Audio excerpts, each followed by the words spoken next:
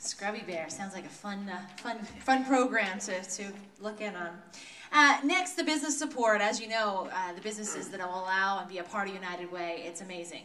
They either, as on their own or let their employees donate, and they truly give back to the communities where they are able to prosper from and have their businesses from. So first we're going to hear from Jeff Hanlon and Brenda Warner from Appleton in the Spring Mills facility.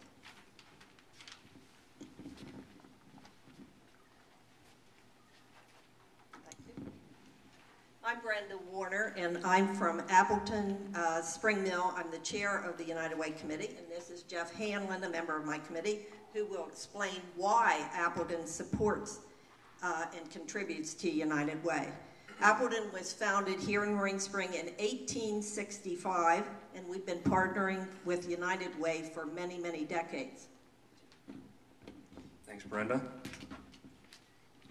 This is the first time I've ever spoken to a microphone. You're doing good. Well, again, hi, my name is Jeff Hanlon. I'm a member on the committee at Appleton. And this past Monday, I got a call from Brenda, and she asked if I would like to do a presentation or a speech about United Way and how Appleton employees contribute to the program. So I was like, sure, what's that going to hurt?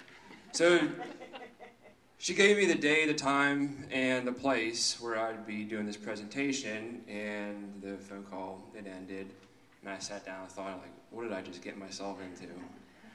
I'm an engineer, I don't do public speaking. So I was busy that day out of the office. End of the day came, and I was able to sit down at my computer and check my email.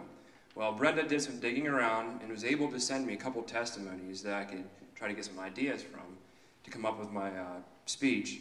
And I started to read them. And then, personally, I realized the broad range of support that United Way contributes to the people when they are in need of some help.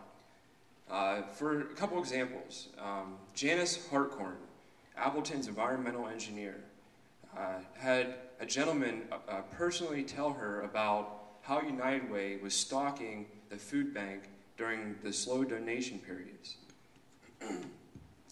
Another person, Paul Ford, Appleton's Purchasing Inventory Control Coordinator, grew up in a poor family. He was the oldest of 7, and at the age of 11, his dad lost his job. Paul wanted to help out, so he decided to collect empty pop bottles and return them to the store for 2 cents each. One day, he said somebody had a party in a local park, and he was able to gather enough pop bottles to come up with $2.50. So he was really excited. He went home, and he told his dad about it. And he was proud, his dad was excited. And his dad said, I am going to take $1 from the profit and give it to United Way. Paul thought, well, we need the money. You don't have a job.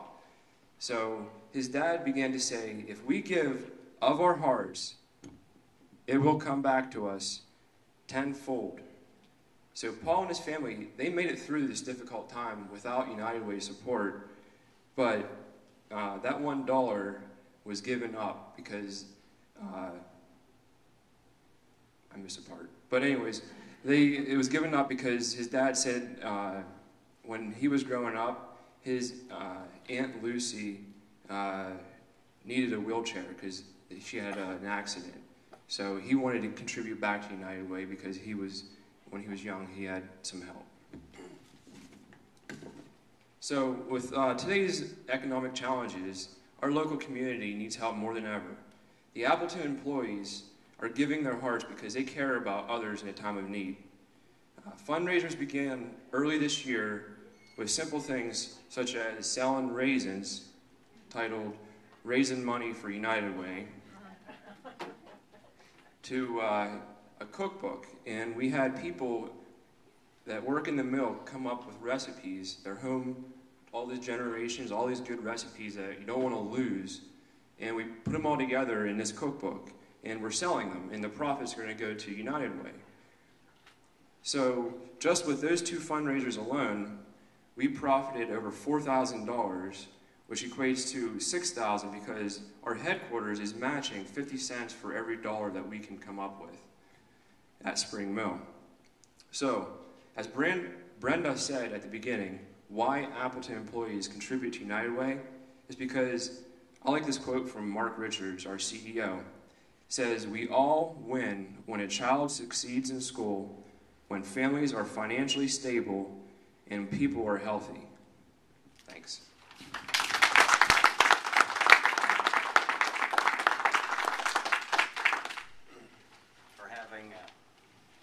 For having never spoken into a microphone before, that was a really good speech. So thank you for sharing those stories. Up next, and Chuck, I'm sure you get this all the time, but I'm going to give it a shot. Lichtig? Close enough. Lichtig? Lichtig. Lichtig, all right. From Cargill. Thank you. I appreciate everybody allowing me to come in and speak today. Just wanted to give a little bit of background on Cargill and our donations.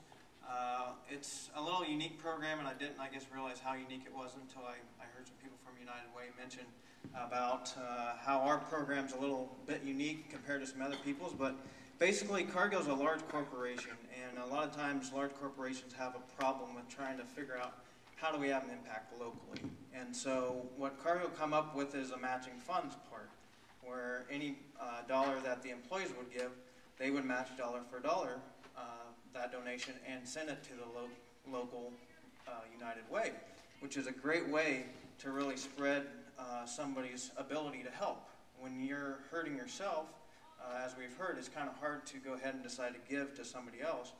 But when you know you can turn your $1 into $2, it makes it kind of nice to know that, hey, even if I can only give $10, I can turn that into $20 overnight. Luckily, we work for the Northeast region. We have 13 other plants up here in the Northeast U.S.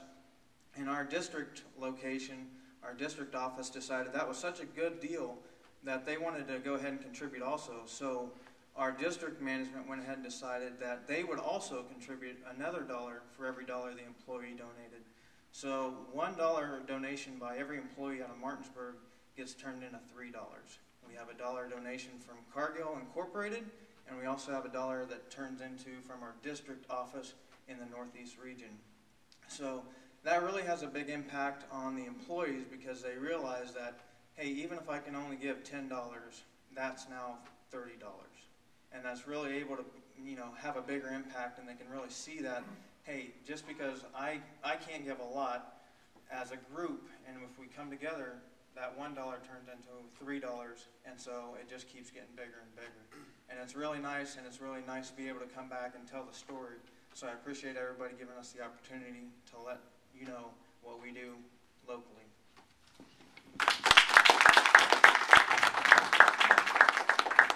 That's awesome. It's Patrick and I had always said when we got involved with the campaign, unfortunately, we have to bring you some of the sad stories some days, and the news isn't always as great as we would like, but through the United Way and through other stories that we've done, we get to tell the silver lining, the extra part, the good part to stories. And that's amazing for a company in this economic time that they are willing to step up and do more. And so that's good to hear as well. So thanks for sharing that. Next we have Christine Leslie with the Claysburg-Kimmel School District and the prom gown giveaway. Did you bring a gown for Patrick to try? I was going to.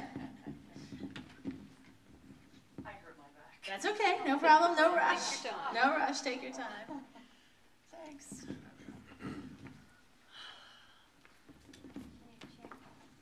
I'm like the other gentleman, I hate to speak in public.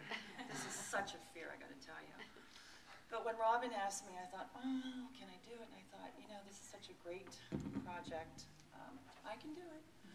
My name is Christine Leslie, and I'm with the group Claysburg-Kimmel Cares, naturally located in Claysburg. And I'm here today to talk about a really fun project called Barbie's Prom Dress Giveaway. Barbie's Prom Dress Giveaway was founded in January 2007. Barbie Kaufman, an outstanding volunteer at the Claysburg Youth Center, wanted to make sure that both juniors and seniors had the opportunity to attend their prom if they wanted to. Donations of gently worn prom dresses, bridesmaids' dresses, shoes, handbags, and accessories were collected. We like to say it's a great way to clean out your closets for a good cause. The first year, a total of 27 dresses were distributed to area students. In January 2008, we teamed up with United Way. The United Way took the giveaway even further by securing gift certificates for hair, makeup, dining, and also dry cleaning. The event is held every February at the United Way in Altoona. Following this event, the gowns were packed up and taken to Cove Counseling in Roaring Spring, where Melly Baker has graciously allowed us use of her facilities. One Saturday each month during March, April, and May, additional giveaways are held at Cove Counseling for those girls who could not make the event in Altoona. This year, 129 dresses were distributed to young ladies in each of the Blair County school districts. At last year's giveaway, we experienced something that none of us will ever forget, as a mother of two expressed her immense gratitude to us. As tears streamed down her face, she told us that her two daughters would not have been able to go to the prom if it were not for our event. When something like this happens, it lets you know that all the hard work and effort you put into such an event was not done in vain and was very worthwhile. By teaming up with the United Way, we have been able to gain access to an immense amount of resources than was originally available, which has most definitely taken the Barbie prom dress giveaway to a higher level. We are extremely grateful for all the help the United Way has given us, and would like to extend a huge thank you.